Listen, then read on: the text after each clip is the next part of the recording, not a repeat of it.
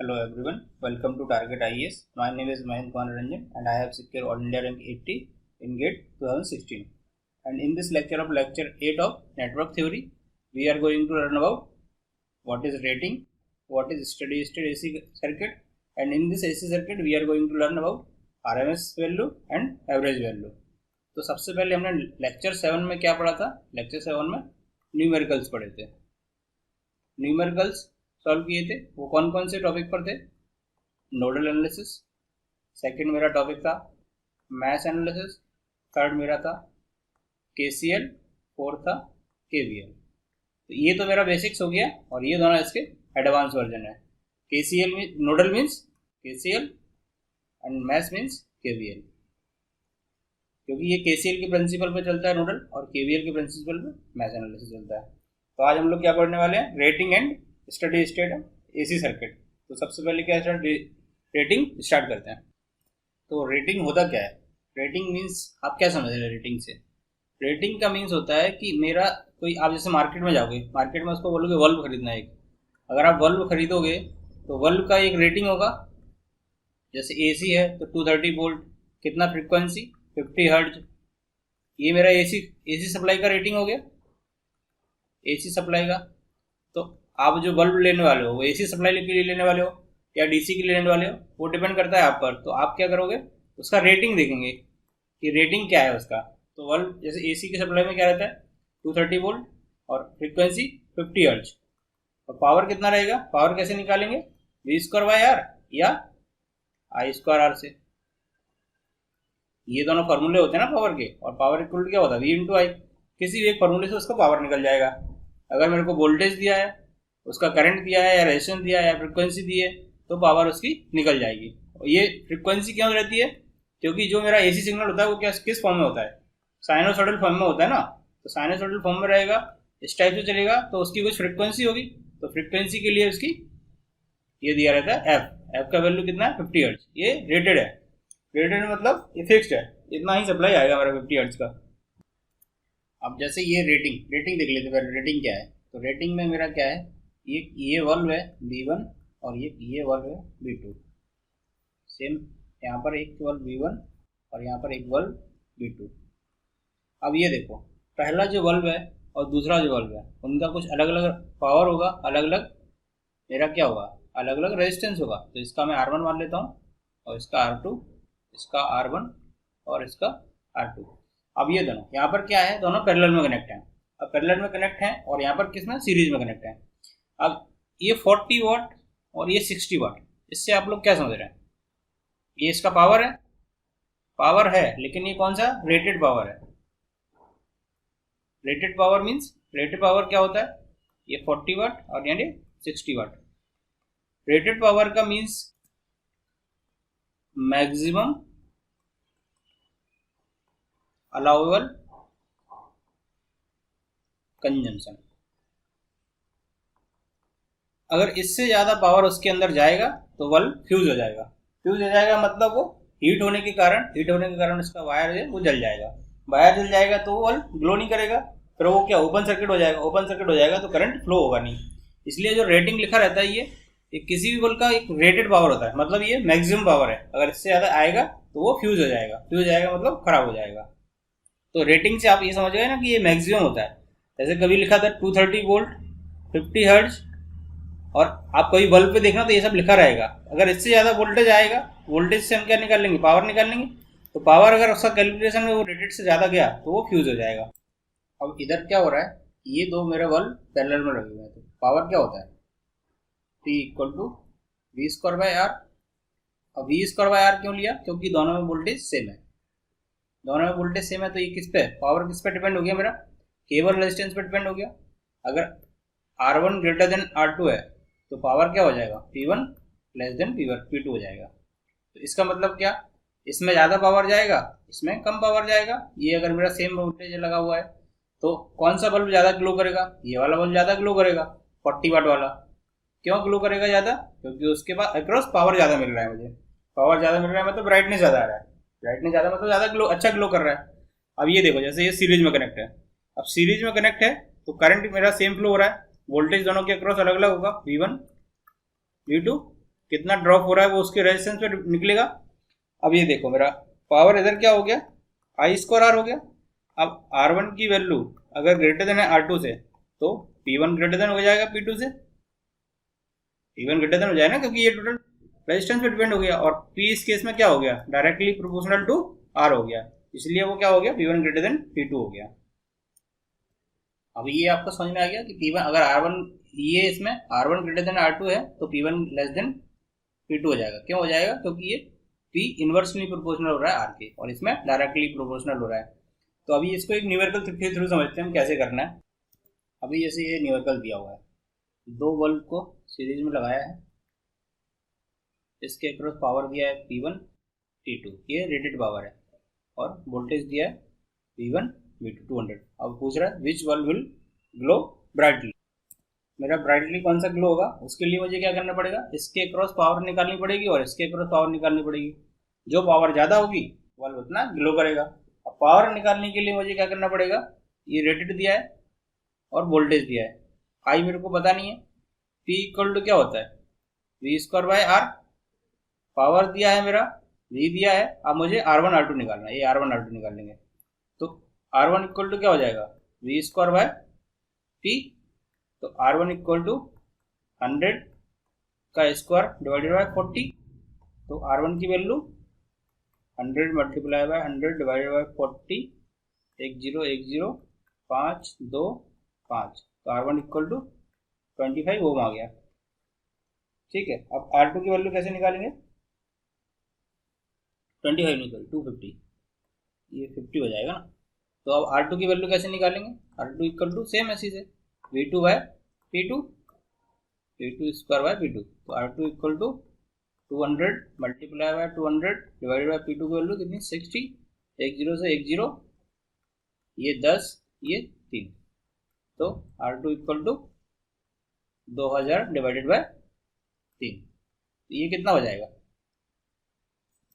ये हो जाएगा 666.67 ओम। अब इससे R2 की वैल्यू मेरी ये आ गई और R1 की वैल्यू 250 आई। तो इससे क्या निकला, R2 ग्रेटर देन R1 निकला।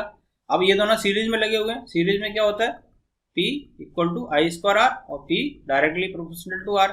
तो P2 ग्रेटर देन P1 हो जाएगा। ये समझ गए ना आप लोग, R2 अगर R2 ग्रेटर देन R1 है तो P2 ग्रेटर देन P1 हो जाएगा। तो ये वाला बल्ब ज़्यादा ब्राइटली ग्लो करेगा कंपेयर टू दिस। अभी नेक्स्ट एग्जांपल देखते हैं, उसमें और क्लियर हो जाएगा आप लोगों का जो भी डाउट रह गया है। अभी ये वाला क्वेश्चन है, इसमें क्या बोल रहा है, find which bulb will glow brightly and total power consumption in the network. अभी ये देखो, मुझे रेटेड पावर दिया है, रेटेड वोल्टेज दिया है, रेटेड पावर दिया है, रेटेड वोल्टेज दिया है। अब मैं क्या करूँगा, R1 निकाल लूँगा पहले, इसके लिए R1 हो गया और इसके लिए R2 हो गया। तो R1 क्या हो जाएगा, V1 स्क्वायर बाय T1।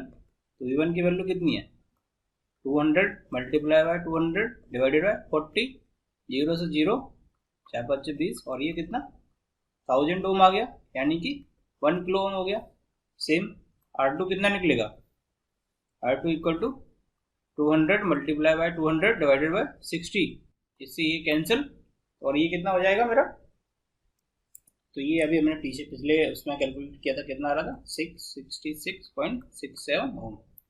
अभी क्या बोल रहे हैं, अभी यहाँ पर देखना, ये 200 वोल्ट अप्लाई किया हुआ है सर्किट में, 200 वोल्ट, तो और इधर आई करंट फ्लो हो रहा है। अब मुझे क्या दे दिया, R1 R2 पता चल गया, इसके R1 कितना आ गया 1 किलो ओम और इसका आ गया 66.67 ओम। ये मेरे को रेजिस्टेंस पता चल गया। अब ये किस टाइप का सर्किट बन जाएगा मेरा, ये मेरा R1 हो गया, ये मेरा R2 हो गया, और इधर मेरा 200 का वोल्टेज सोर्स अप्लाई कर दिया यहाँ पर। तो ये R1 के अक्रॉस में वोल्टेज निकाल लूँगा, R2 के अक्रॉस वोल्टेज निकाल लूँगा, और मेरा अभी ब्राइटली का तो पता चल गया, ब्राइटली कौन, R1 ग्रेटर देन आ रहा है किससे, R2 से, तो P1 ग्रेटर देन होगा P2, और मेरा पहला वाला जो बल्ब है V1 विल ग्लो ब्राइटली। तो पहले वाला तो सॉल्व हो गया इतना। अब ये वाला मुझे निकालना है, टोटल पावर। तो इसको निकालने के लिए मुझे क्या करना पड़ेगा, इसके बल्ब 1 के अक्रॉस वोल्टेज कितना ड्रॉप हो रहा है और बल्ब 2 के अक्रॉस कितना वोल्टेज ड्रॉप हो रहा है। ये जो दिया है मेरा, ये रेटेड दिया है, ये मतलब क्या है, मैक्सिमम दिया है। एक्चुअल में कितना हो रहा है वो मुझे इससे निकालना पड़ेगा। सीरीज वाला डिवाइडेड वाला रूल से। तो V1 की वैल्यू कितनी हो जाएगी, V1 equal to R1 divided by R1 plus R2 into V total voltage. तो R1 की value 1000 divided by 1000 plus 66.67 multiply by 200। तो V1 की वैल्यू इधर से मेरी 120 वोल्ट आएगी, आप कैलकुलेट कर लेंगे। और सेम ऐसे ही मैं V2 निकाल लूँगा। V2 क्या होगा, R2 divided by V, R2 multiply by V divided by R1 plus R2। R2 की value 666.7 multiply by 100,000 multiply by 1000 plus 666.67 multiply by 200 applied voltage. इसकी वैल्यू मैं निकाल लूँगा। तो ये 9 कितना आएगा हमारा 80। मेरा ये V1 इसके अक्रॉस वोल्टेज मिल गया, V2 इसके अक्रॉस वोल्टेज मिल गया। अब मुझे क्या निकालना है, अब मुझे दोनों के अक्रॉस पावर निकालना है। पावर निकालने के लिए मुझे टोटल पावर निकालनी पड़ेगी ना। टोटल पावर कितनी आ रही थी, इसके अक्रॉस पावर प्लस इसके अक्रॉस पावर, दोनों के अक्रॉस जो पावर मेरा जा रहा होगा वही मेरा क्या हो जाएगा, टोटल पावर कंजम्पशन हो जाएगा। तो पावर निकालने के लिए क्या होगा, P equal to V square by R। तो P1 कितना हो जाएगा, V1 square by R। V1 की वैल्यू कितनी है 120 मल्टीप्लाई बाय 120 और R1 की वैल्यू कितनी है मेरी 1 किलो ओम, 1 किलो ओम। तो इससे P1 का वैल्यू आ जाएगा मेरा, P1 का वैल्यू कितना 14.4 वॉट आ जाएगा जब आप इसको कैलकुलेट करोगे तो। और सेम मैं ऐसे ही P2 की वैल्यू निकाल लूँगा। P2 की वैल्यू कैसे निकालूंगा, V2 स्क्वायर बाय R। तो P2 इक्वल टू V2 की वैल्यू कितनी आई मेरी अभी 80 volt, 80 multiply by 80 divided by 666.67। तो मेरा P2 कितना आ गया, जब आप इसको कैलकुलेट करेंगे तो 9.59 वाट ये आ जाएगा मेरा P2 की वैल्यू। और टोटल पावर मेरा क्या हो जाएगा, total equal to P1 plus P2। तो 9.59 प्लस और मेरा P1 का वैल्यू 14.4, दोनों को ऐड कर देंगे तो ये आपका 24 के अप्रॉक्स आ जाएगा, ऑलमोस्ट 24 वाट। तो ये 24 वाट आपका टोटल पावर आ गया। इसका एक शॉर्ट ट्रिक भी है, डायरेक्ट आप इतना कैलकुलेशन नहीं करके डायरेक्ट निकाल सकते हैं। वो शॉर्ट ट्रिक क्या है, तो क्या मेरा अगर इस टाइप का सर्किट दिया है, P1 रेटेड कुछ है, P2 रेटेड कुछ है और अप्लाई वोल्टेज V क्या है, और इसके अक्रॉस रेटेड वोल्टेज भी V है और इसके अक्रॉस रेटेड वोल्टेज भी V है, यानी कि क्या हो गया, तो टोटल पावर जो कंज्यूम होगा वो क्या होगा, P1 rated multiply by P2 rated divided by P1 rated plus P2 rated. तो जैसे अभी इसको सॉल्व करते हैं जो हमने इतना किया था, तो क्या आएगा इससे मेरा P1 का वैल्यू 40 मल्टीप्लाई बाय P2 का वैल्यू 60 डिवाइडेड बाय 40 प्लस 60। तो ये कितना हो जाएगा 240 2400 डिवाइडेड बाय 100, इससे 2 जीरो कट कर दिए 24 वाट। ये मेरा आंसर आ गया। और इससे भी कितना आ रहा था 24 वाट आ रहा था। लेकिन इसका कंडीशन क्या है कि जो मेरा रेटेड वोल्टेज है, ये रेटेड वोल्टेज दोनों का सेम होना चाहिए और वो दोनों इक्वल टू होना चाहिए इनपुट वोल्टेज के, तभी ये मेरा कंडीशन ये वाली शॉर्ट ट्रिक में यूज कर सकता हूँ। अदरवाइज मुझे सेम कैलकुलेशन करके ही इसका कंज्यूम पावर निकालना पड़ेगा। अभी हम लोगों ने रेटिंग तो खत्म हो गया मेरा। रेटिंग में वही क्वेश्चन आते हैं कि कौन सा बल्ब ज़्यादा ग्लो होगा, कौन सा कम ग्लो होगा, या टोटल मेरा कंज्यूम पावर कितना हो गया सर्किट के अंदर, वो निकालने के लिए। अभी क्या देखते हैं, स्टेडी स्टेट AC सर्किट। अभी ये दो मेरा डायग्राम दिया है, दोनों साइनसॉइडल वेव है। एक मेरा एंगल के एक्सिस में दिया है, एक टाइम के एक्सिस में दिया है। अब ये मेरा क्या है, इसको रिप्रेजेंटेशन किया है, इस वेव को रिप्रेजेंट किया है साइनसॉइडल वेव के फॉर्म में। तो क्या हो गया, V of T equal to VM sine of omega T, sine of omega T. तो ये क्या हो गया मेरा, VM क्या है, VM मेरा है पीक वोल्टेज और मैक्सिमम वोल्टेज, क्योंकि इससे ज़्यादा तो उसकी वैल्यू नहीं जा रही है मैक्सिमम। एंड मेरा ओमेगा कितना है, ये क्या है ओमेगा, एनुलर फ्रीक्वेंसी। और एंगल, ये ओमेगा मेरा एंगल नहीं, ये एंगल तो WT होगा। ये क्या हो गया मेरा, रेडियन पर सेकंड। मेरा T क्या हो गया, T equal to time period. तो इसके हिसाब से क्या हो जाएगा, ये दोनों वेव के हिसाब से WT इक्वल टू 2 पाई। तो मेरा T का वैल्यू क्या आ जाएगा 2 पाई बाय W। अभी तक हम लोग क्या नॉर्मल पढ़ रहे थे, DC वोल्टेज अप्लाई कर रहे थे और उसको डायरेक्टली हम नेटवर्क का एनालिसिस कर रहे थे। अब क्या AC अप्लाई किया है, AC सिग्नल दिया है। AC सिग्नल देने का फ़ायदा क्या होता है, सबसे पहला फ़ायदा तो क्या होता है, नॉइज़ रिजेक्शन होता है। नॉइज़ रिजेक्शन क्या होगा, क्योंकि एक मेरा पॉजिटिव वेव भी मिल रहा है और नेगेटिव वेव भी मिल रहा है, वो नॉइज को ऐड करेगा और ये रिजेक्ट करेगा, तो कैंसिलेशन होता रहता है नॉइज का। तो इसलिए मेरा एसी सर्किट एक तो मेन है। अब ये स्टडी स्टेट है, इसको साइन के फॉर्म में क्यों लिख रहा है, साइन और कोसाइन के फॉर्म में क्यों लिख रहा है, क्योंकि अगर मैं कोई भी इनपुट उसमें अप्लाई करता हूँ नेटवर्क में, तो उसमें क्या होगा मेरा, उसको मैं फोरियर सीरीज के थ्रू उसको साइन और कोसाइन में मैं कन्वर्ट कर लूँगा और फिर मैं उसका टाइम पीरियड वगैरह जो भी है वो निकाल सकता हूँ आराम से। अभी मैं इसके अंदर क्या देखने वाला हूँ स्टडी स्टेट के अंदर, इसका लैगिंग लीडिंग क्या होता है और इसके बाद average value and RMS value क्या होती है। तो सबसे पहले लैगिंग एंड लीडिंग क्या होता है वो देख लेते हैं। तो लैगिंग लीडिंग क्या होता है, और मेरा जैसे ये वाला वेव है, तो इसका इक्वेशन क्या होगा, v of t equal to V M sine omega T. क्यों होगा, क्योंकि ये मेरा ओरिजिन से स्टार्ट हो रहा है, ये ओरिजिन के बाद आ रहा है, ओरिजिन के बाद आ रहा है मतलब लेट हुआ, लेट हो गया मीन्स कितने टाइम से लेट हुआ, थीटा डिग्री से लेट हुआ, इतने टाइम के लिए वो नहीं आया, फंक्शन नहीं आया, तो उसमें क्या हो जाएगा, v of t equal to V M sine, कितना हो गया, v of t equal to V M sine omega T minus theta, क्योंकि इतने टाइम से लेट हुआ, इतने टाइम से लेट हुआ, इसको माइनस कर दिया।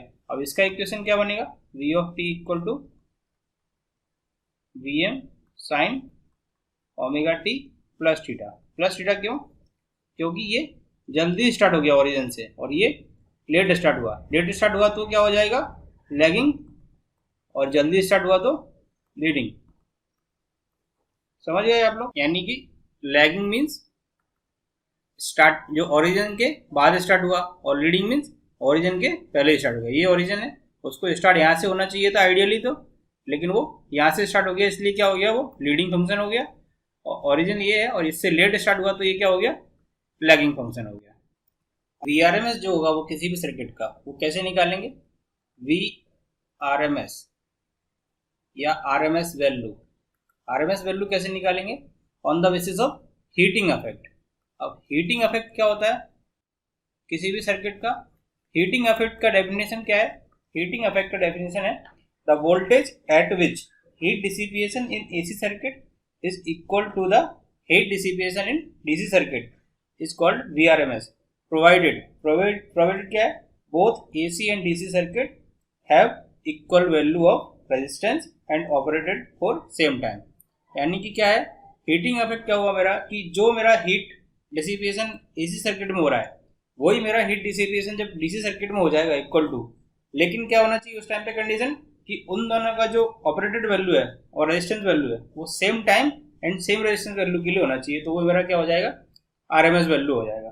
तो आरएमएस वैल्यू किसी भी एसी वेव है उसका, तो वी आरएमएस इक्वल टू क्या हो जाएगा, रूट ऑफ 1/t 0 से t integration of v dt।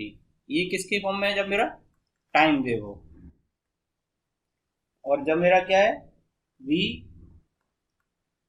RMS equal to 1/2